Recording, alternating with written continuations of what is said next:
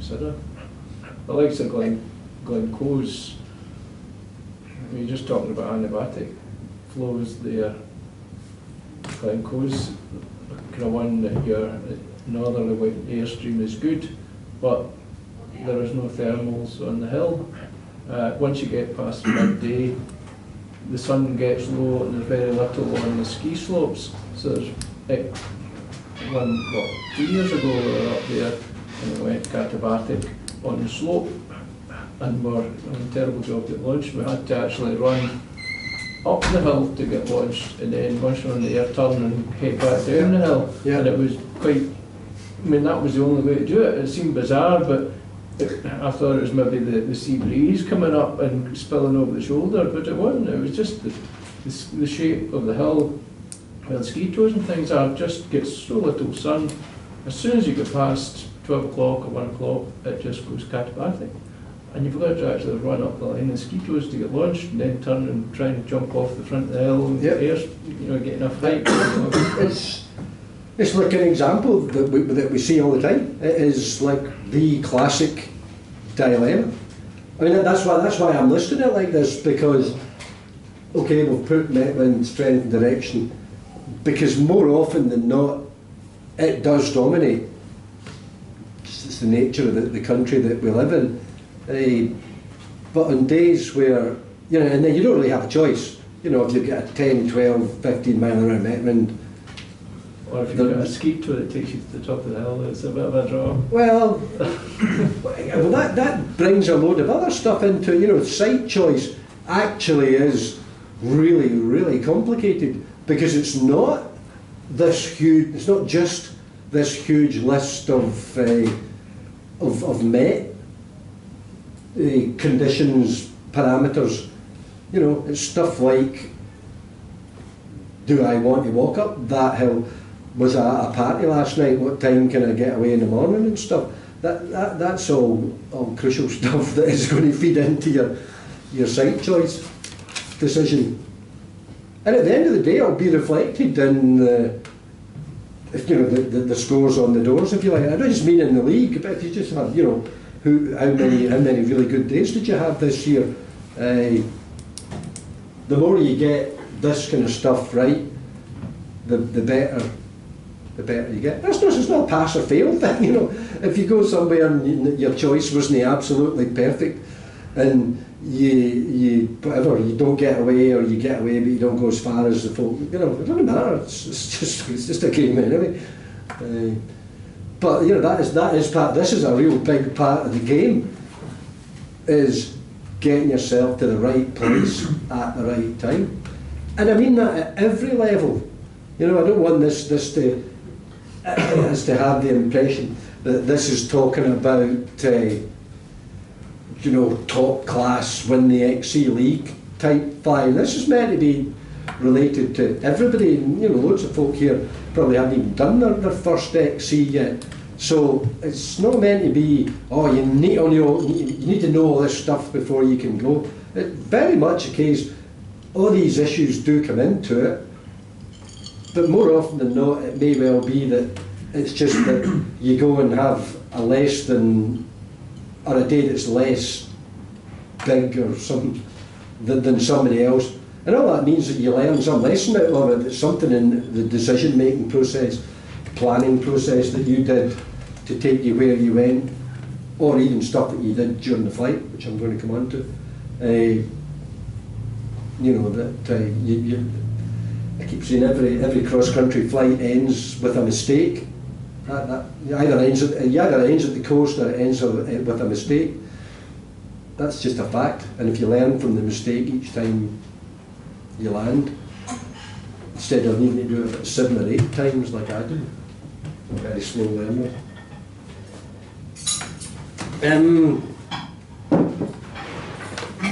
Anybody paid up yet?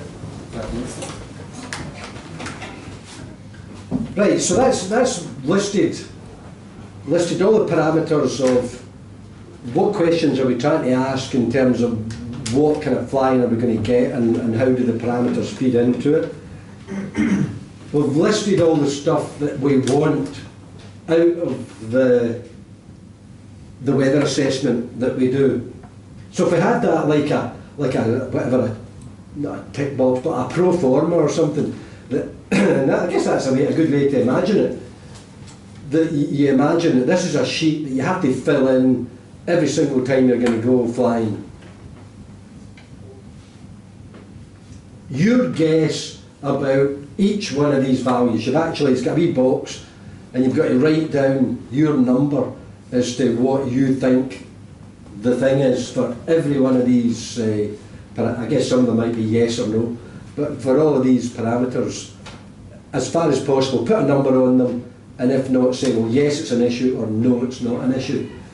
That's the way I look at it in terms of doing a weather assessment. Did anybody listen to the webcast thing, by the way, that I put the link on?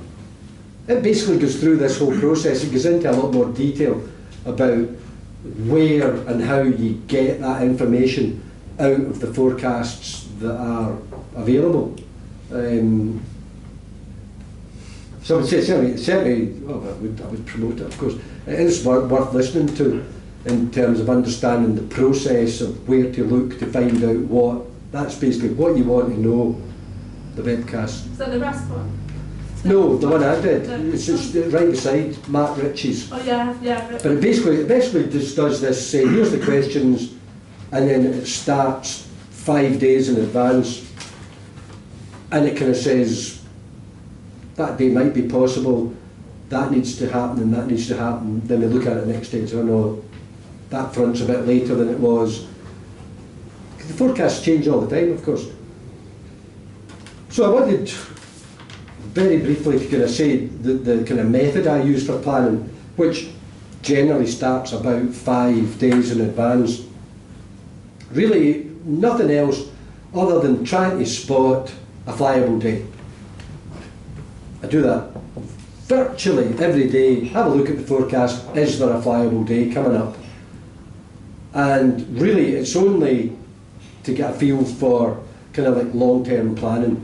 You know, is there some other meetings that need to be arranged? You know, you get the, I'm thinking of asking somebody around for a barbecue on Saturday. Not sure about that one. Or you can go, yeah, that's great. You know, you can, 5 days, there's somebody who can totally write them off. I'm not saying they're 100% at 5 days out, but they're pretty good. Keeping an eye on it as it develops. One day before, you're getting into quite a lot more detail, so you're getting right into the synoptic. Okay, the slide I was going to have up on the previous bit when I was talking about is this Unisys 4-panel plot that I keep going on about.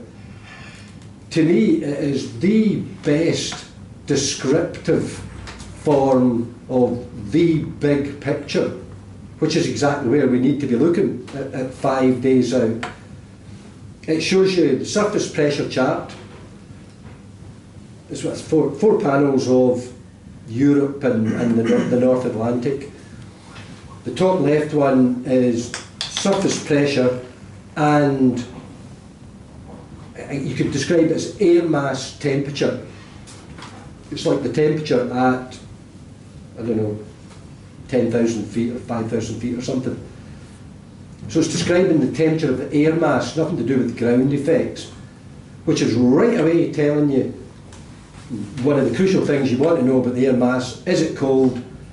Is it warm? Top right is the upper stuff, 30,000 feet wind speed. That's the crucial thing. And the 30,000 feet synoptic chart.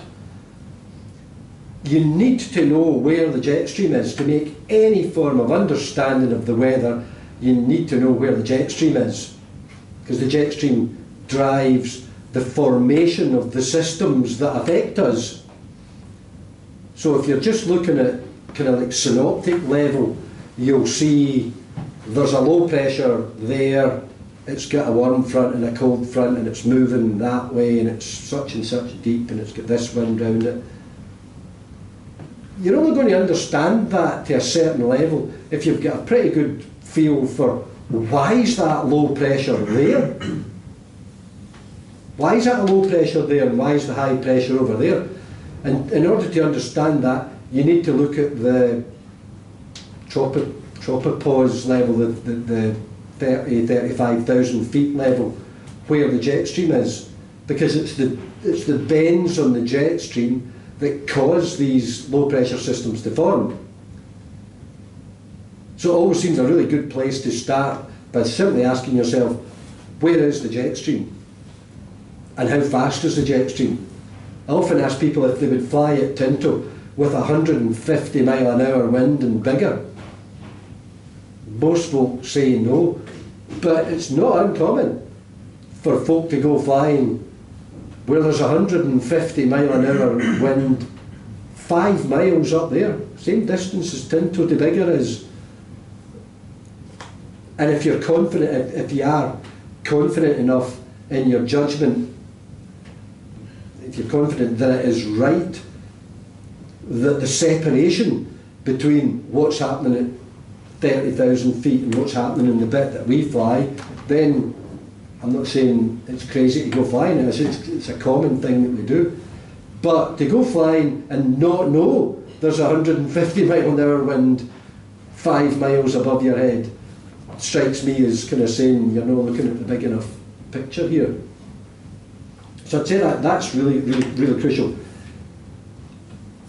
The bottom left of the 4 diagrams basically shows precipitation, which is really useful because obviously we didn't actually list it on the parameters for making it flyable, but even if everything else is perfect, if it's raining, it's pretty much useless as a flying day. So it's a really good judge for just how much precipitation is going to come out of all the fronts and low pressure systems. So in one glance, I haven't got a clue what the bottom right one is. Does anybody know what it is? No.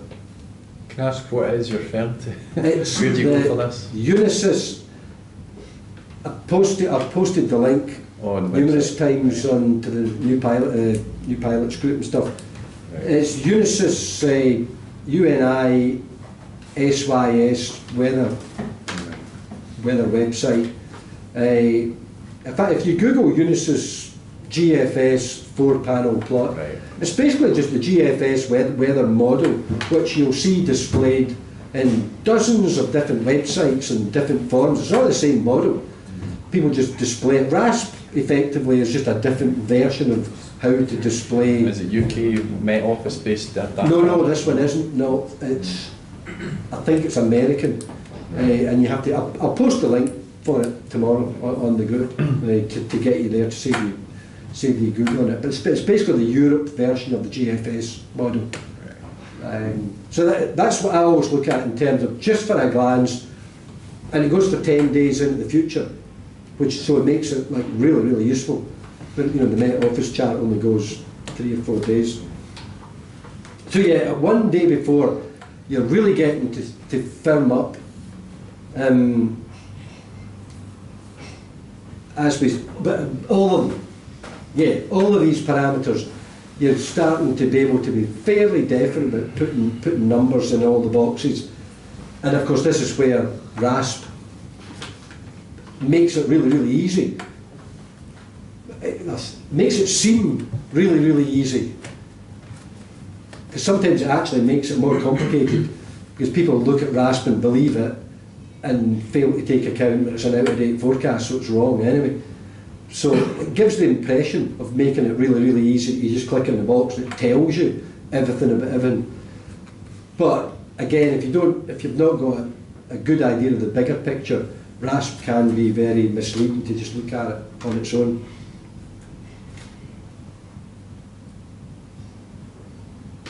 What time is it? Should we have a stop? Yeah, it's 8:30. 8:30. Yeah. Let's have a stop, because I'm kind of getting a bit more on to stuff that's actually to do with flying rather than purely in Met. And then it's only got another, I don't know. I'm not going to put an estimate on it because it will be wrong. Can I take that? Yeah, we Okay.